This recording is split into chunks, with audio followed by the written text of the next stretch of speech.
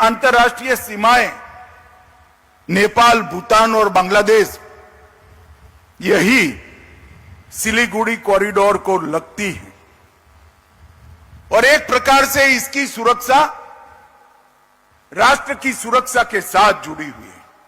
ঘাড়ের কাছে নিঃশ্বাস ফেলছে চীন, নজরে চিকেন স্নেকের সুরক্ষা।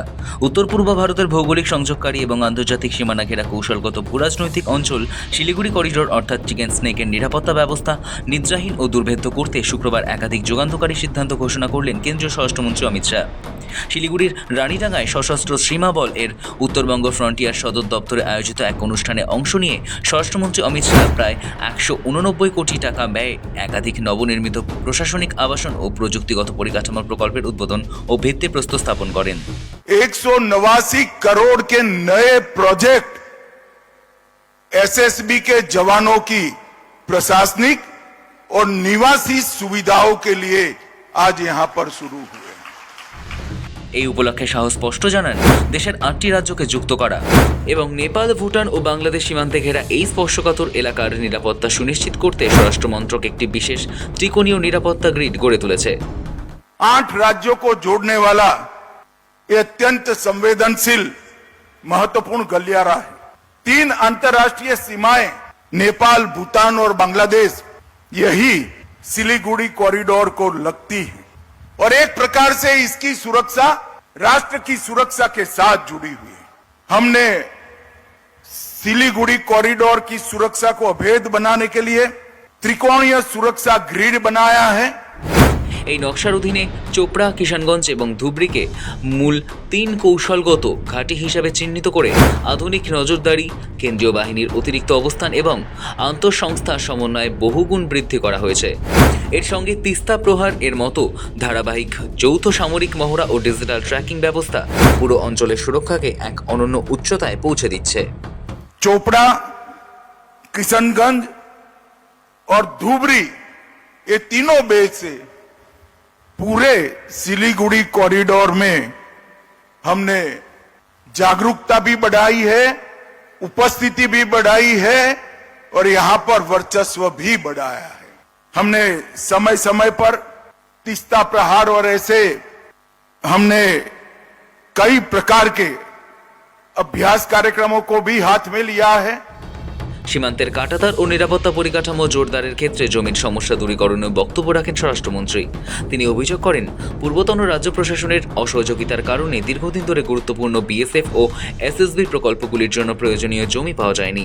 তবে নতুন রাজ্য সরকারের ক্ষমতা গ্রহণের পর মাত্র 45 দিনের প্রশাসনিক তৎপরতায় বাহিনীর হাতে 1129 একর জমি হস্তান্তর করা সম্ভব হয়েছে এবং অবশিষ্ট 29 একর জমির অনুমোদন দ্রুত প্রক্রিয়াধীন রয়েছে। हम ममता बनर्जी के हाथ पैर जोड़कर थक गए मगर हमें भूमि नहीं दी। एक बार उन्होंने आग्रह रखा, मैं उनकी ऑफिस में भी पहुंच गया कि ममता जी वो भारतीय जनता पार्टी को जमीन नहीं देना है, बीएसएफ को देना है, आप कृपया दे दीजिए। हाँ बोला मगर गई तब तक नहीं दी। मैं आज इस मंच से बंगाल की जनता का बहुत बहुत धन्यवाद करना चाहता हूं कि आपने एक राष्ट्रीय सुरक्षा को तरजीह देने वाली सरकार को चुनकर बिठाया है। और मैं शुभेंदु जी की बुरी बुरी प्रशंसा करना चाहता हूं कि जब से वो आए हैं हमें सीमा सुरक्षा के लिए जो भी सहयोग चाहिए था गृह मंत्रालय को, हम सिर्फ फोन करते हैं, पत्र तो बाद में जाता है, पहले परमिशन मिल जाती है। सरकार के गठन के 45 दिन के भीतर ही 1129 एकड़ भूमि जो हम 2014 से मांगते थे हमें मिलती नहीं थी, बीएसएफ और एसएसबी के लिए 1129 एकड़ भूमि शुभेंदु जी ने दे दिया। शुभेंदु जी मेरे मित्र हैं, मैं समझता हूं उनको। घंटों घंटों हमारी चर्चा हुई है पश्चिम बंगाल की समस्याओं के लिए। उनको मालूम है जब तक घुसपैठ नहीं रोकती ना पश्चिम बंगाल सुरक्षित रह सकता है ना भारत सुरक्षित रह सकता है। নিরাপত্তার বলয় শক্তিশালী করার পাশাপাশি উত্তরবঙ্গের সীমান্তবর্তী এলাকাগুলির অর্থনৈতিক ও সামাজিকভাবে সামগ্রিক উন্নয়নের কেন্দ্রীয় পরিকল্পনার কথা বিশদে জানান তিনি। ভাইব্রেন্ট ভিলেজ প্রোগ্রাম 2.0 এর অধীনে 6,839 কোটি টাকা বরাদ্দ করে বাংলাদেশ ও ভুটান সীমান্তবর্তী প্রত্যন্ত গ্রামগুলিতে সড়ক, শিক্ষা ও যোগাযোগের আমূল পরিবর্তন আনা হচ্ছে। একই সঙ্গে অমৃত ভারত স্টেশন প্রকল্পের অধীনে শিলিগুড়ি ও জলপাইগুড়ির মতো মূল রেল হাবগুলিকে আধুনিক বিশ্বমানের রূপ দিতে দ্রুতগতিতে কাজ চালানো হচ্ছে। हमने अमृत भारत स्टेशन के माध्यम से सिलीगुड़ी और जलपाईगुड़ी स्टेशन को विश्व कक्षा के बनाए। वाइब्रेंट विलेज कार्यक्रम 2 के माध्यम से न केवल हम गांवों को जोड़ रहे हैं, गांव में बसने वाले भारतीयों को गांव को रोड से जोड़ रहे हैं और गांव में बसने वाले भारतीयों को हम दिल से जोड़ने का कार्यक्रम भी हमने बढ़ाया है।